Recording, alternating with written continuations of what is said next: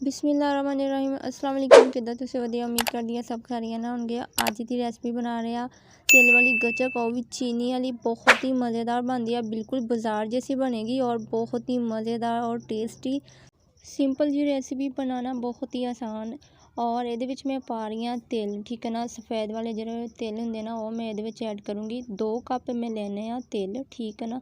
तेल दे 2 कप लूँगी और इनू मैं हल्की ही आग ते ना भुनाई करूँगी। बहुत ही मज़ेदार यदी खुशबू आएगी और हल्की ही आग ते यदी भुनाई करनी है। इन्नी ज़्यादा आग नहीं करनी, बिल्कुल हल्की हल्की आग ते यदी भुनाई करांगे। बहुत ही मज़ेदार यदा टेस्ट होएगा और बिल्कुल बाजार जैसी बनेगी। बहुत ही कड़क और बहुत ही मज़ेदार।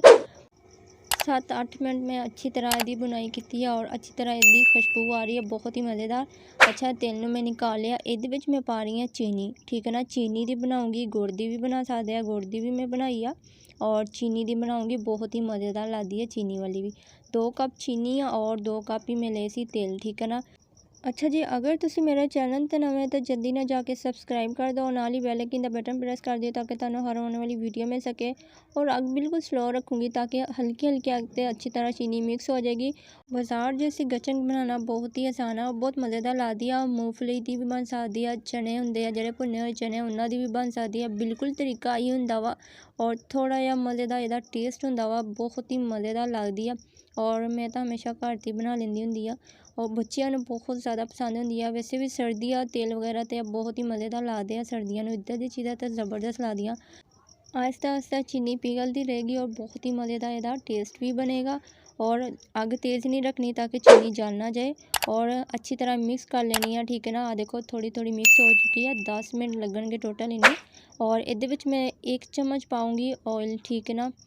1 चम्मच मैं ये ऑयल का इस्तेमाल करूँगी। तुसी देसी घी का भी इस्तेमाल कर सकते हैं, ठीक है ना। मैं ऑयल का इस्तेमाल करूँगी। ऑयल लाजमी पाना वा, ठीक है ना। ये ना बहुत अच्छी बनेगी और हल्की हल्की अग रखनी है, ज़्यादा अग नहीं करनी। टोटल इनू 10-15 मिनट लग गया, ठीक है ना। हल्की हल्की अग ते और बहुत ही अच्छी तरह यदी चास बन गई है। बहुत ही मज़ेदार यदी खुशबू आ रही है। देखो चीनी का कलर बहुत ही खूबसूरत आ गया। हुण ये मैं जो बुनाई किते तेल है ना और ये ऐड कर दूँगी। अच्छी तरह मिक्स कर लेनी है, ठीक है ना। मिक्स अच्छी तरह कर लेना जल्दी जल्दी ताकि बहुत ही मज़ेदार। अच्छा जी, ये जो टुकड़ियाँ बनाऊँगी ना बहुत ही मज़ेदार बननगियाँ और बहुत ही ज़्यादा क्रिस्पी होंगे। बहुत ही मज़ेदार इन्ना दा टेस्ट होएगा। नीचे मैं ऑयल लगा लिया, ठीक है ना। फर्श ते मैं ऑयल लगा लिया सी और अच्छी तरह इनू फैला लेना वा, ठीक है ना। तुसी बेलने की मदद ना इनू हल्का हल्का, ठीक है ना, प्रेस कर देना। हल्का हल्का फैला देना इनू, ठीक है ना। बेल लूँगी अच्छी तरह जिदा आप रोटी बनाते हैं। और ऑयल लगाया बेलने ते भी मैं, ठीक है ना। और अच्छी तरह इनू फैला लूँगी। बहुत ही मज़ेदार इसका टेस्ट आएगा। अच्छी तरह थोड़ा ये ठंडी हो चुकी है। हुण इत्ते मैं कट लगा दूँगी, ठीक है ना। सारी मैं इदी कट लगा दूँगी। अगर तुसी मेरे चैनल को सब्सक्राइब नहीं किया तो जल्दी ना जाके मेरे चैनल को सब्सक्राइब कर दो और नाल ही बेल आइकन दा बटन प्रेस कर दियो ताकि तुहानू हर आने वाली वीडियो मिल सके।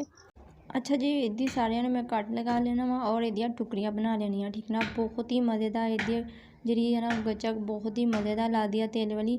और चीनी की भी बहुत ही ज़बरदस्त लगती है। गुड़ वाली भी बहुत मज़ेदार होंगी है, पर चीनी की है ना जी बहुत ही मज़ेदार। और इन्हें बनाना बिल्कुल ही आसान है, बिल्कुल बाजार जैसा इसका टेस्ट होएगा और बहुत ही मज़ेदार और बहुत ही ज़्यादा क्रिस्पी होएगी। बहुत ही कड़क मज़ेदार लगेगी और बच्चों ने तो बहुत पसंद होंगी है। उम्मीद है तुहानू भी ज़रूर पसंद आएगी। ट्राई करके ज़रूर देखियो, बहुत ही मज़ेदार रेसिपी है अज दी।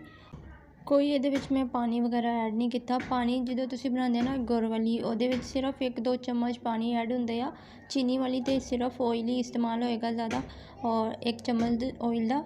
और ये और चीज़ा कोई ऐड नहीं है, ठीक है ना। बहुत ही सिंपल जी और आसान जी बनाना, बिल्कुल आसान है। और यदा जो टेस्ट है माशाल्लाह बहुत ही, आ देखो माशाल्लाह बहुत ही ज़बरदस्त बन गया ये टुकड़ियाँ और बहुत ही ज़्यादा क्रिस्पी है, बहुत ही मज़ेदार। ट्राई करके ज़रूर देखियो, तुहानू भी पसंद आएगी। मेरे चैनल को सब्सक्राइब नहीं किया तो जल्दी ना जाके सब्सक्राइब कर दो। मेरी रेसिपी को अपने प्यारे ते शेयर भी कर दिया करो। अपना बहुत सारा ख्याल रखियो।